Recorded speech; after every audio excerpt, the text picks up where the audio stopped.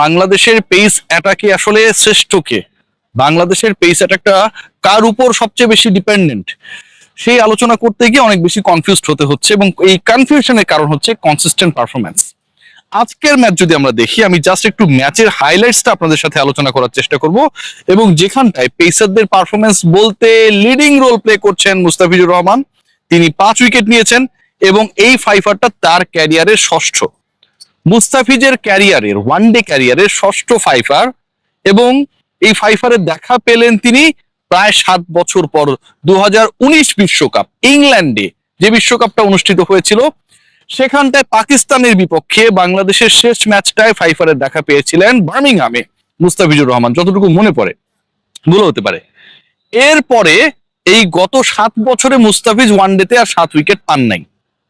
মুস্তাফিজুর রহমান 7 বছর পরে 5 উইকেট পেলেন এবং ওয়ানডেতে সেটা তার ষষ্ঠবার। ইন্টারেস্টিংলি এই যে ষষ্ঠবার মুস্তাফিজুর রহমান 5 উইকেট পেলেন ওয়ানডেতে, তিনি ড্র করে ফেলেছেন ওয়াসিম আকরামের সাথে, কিংবদন্তি ওয়াসিম আকরাম, যার উইকেট সংখ্যা 50 ওভার ক্রিকেটে অ্যারাউন্ড 500। এবং এই 500 উইকেটধারী ওয়াসিম আকরাম, যিনি পেয়েছিলেন 6 বার 5 উইকেট, মুস্তাফিজুর রহমান তার ক্যারিয়ারের মোটামুটি আরো প্রায় 5-7 বছর বাকি থাকা অবস্থায় ওয়াসিমকে ফাইফার মারার ক্ষেত্রে সিমিলার একটা সিচুয়েশনে চলে গেলেন, ষষ্ঠ। বাঁহাতি পেসারদের মধ্যে তার উপরে শুধুমাত্র রয়েছেন মিচেল স্টার্ক 9 বার। ফিজের যে পারফরমেন্স, এই যে ইনজুরি কাটিয়ে, কিছুটা নেগেলস ছিল, প্রথম ম্যাচে খেলার কথা ছিল, শেষ পর্যন্ত খেলতে পারেন নাই, শরীফুলকে দলভুক্ত করা হয় অনেকটা আনপ্রিপেয়ার্ড অবস্থায়। লাস্ট ডেতেও তিনি 3-4 ওভারের বেশি বল করেন নাই। Bowling coach, pace bowling coach বলার চেষ্টা করেছেন ফিজ খেলবেন কি খেলবেন না সেটা শতভাগ কনফার্ম না। সেই মুস্তাফিজ বাংলাদেশের হয়ে শতভাগ নিংড়ে দিলেন, সেই মুস্তাফিজ বাংলাদেশের হয়ে বেস্ট বোলার হয়ে গেলেন উইদাউট এনি প্রপার প্রিপারেশন। মুস্তাফিজের এই আলোচনা করছি কারণ আজকের ম্যাচে মুস্তাফিজ হচ্ছে পেসারদের মধ্যে leading wicket taker, 9 over 43 run, 2টা মেডেন, 5 উইকেট এবং ইকোনমি হচ্ছে 4.77। কিন্তু বাকিদের কথা আপনাকে বলতে হবে। শরীফুল ইসলাম 1 উইকেট পেয়েছে, কেন আমাকে এই আলোচনা করতে হবে শরীফুলকে নিয়ে? শরীফুল যে এই গত 2টা ম্যাচ মানে 3টা ম্যাচে খেললেন, শরীফুলের তো 11ই থাকার কথা ছিল না। মুস্তাফিজের ইনজুরির কারণে শেষ মুহূর্তে শরীফুল ডাক পেলেন, 2 মিনিটের ব্যবধানে তাকে দলভুক্ত করা হলো। বাংলাদেশ জিততে পারেনি, তিনি ঠিকই ইকোনমিক্যাল ছিলেন, উইকেট টেকার ছিলেন। আজকের ম্যাচে শরীফুল 7 ওভার বল করেছেন 2.71 ইকোনমিতে এবং 19 রান খরচা 1টা উইকেট পেয়েছেন। Nahid Rana, what about him? Nahid রানার আলোচনাটা আসলে স্পিডের আলোচনা আসে। আজকেও 150 কিলোমিটার ক্রস করে বল করেছিলেন। যুদ্ধ চলছে, আমরা সবাই জানি যে ইউএস আর ইরানের মধ্যে, এবং সেখানটায় একটার পর একটা মিসাইল ফুটছে। নাহিদ রানার বলগুলো যেন এক একটা প্যাট্রিয়ট ক্ষেপণাস্ত্র। 146-45-এর নিচে তার বল নামে না। একটা বল ট্রাই করেছিলেন স্লোয়ার মারার জন্য, খেয়াল করেছেন যারা খেলাটা দেখেছেন, 116 কিলোমিটার গতিতে সেই বলটা ওয়াইড হয়েছে।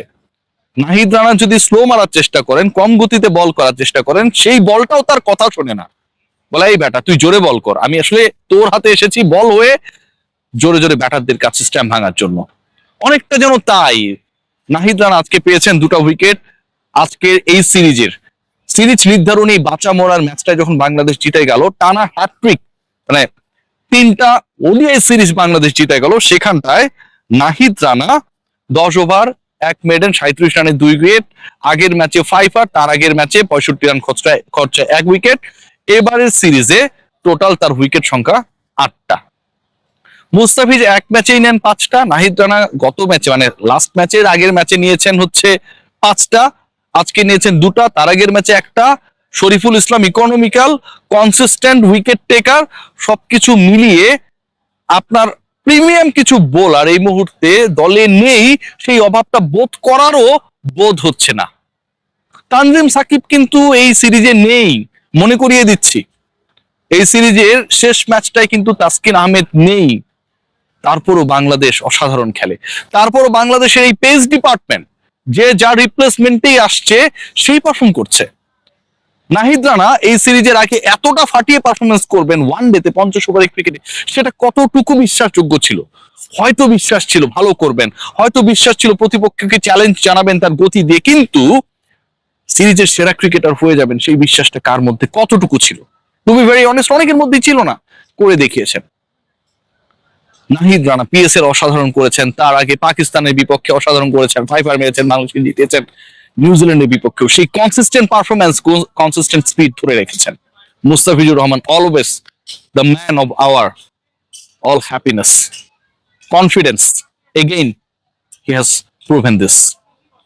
তাসকিন, নাহিদ রানা, তানজিম সাকিব, শরীফুল ইসলাম, খেয়াল করে দেখুন এই যে নামগুলো বললাম এগুলোর সাথে আরো অনেকেই দলে সুযোগ পাচ্ছেন না, বাইরে রয়েছেন হাসান মাহমুদের মতো। বাংলাদেশের পেস ডিপার্টমেন্টটা এমন একটা অবস্থায় রয়েছে, এমন একটা শেপে রয়েছে যেখানটায় তাসকিন, মুস্তাফিজ এবং একই সাথে নাহিদ রানা এই তিনজনকে বাদ দিয়ে টি-20 সিরিজে বাংলাদেশের স্কোয়াডে জায়গা করে নিতে পারেন সাকলাইন কিংবা রিপন মন্ডলরা।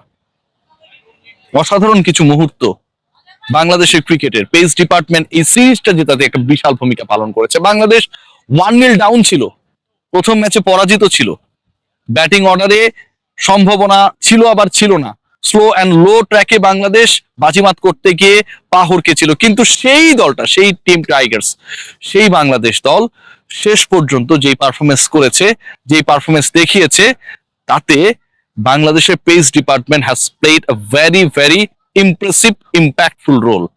কখনো সেই রোলটা প্লে করেছেন নাহিদ রানা, কখনো মুস্তাফিজুর রহমান, কখনো শরীফুল ইসলাম, কখনো পুরো দলের সাফল্যটাই যেন যৌথ খামারির সোনার ফসল।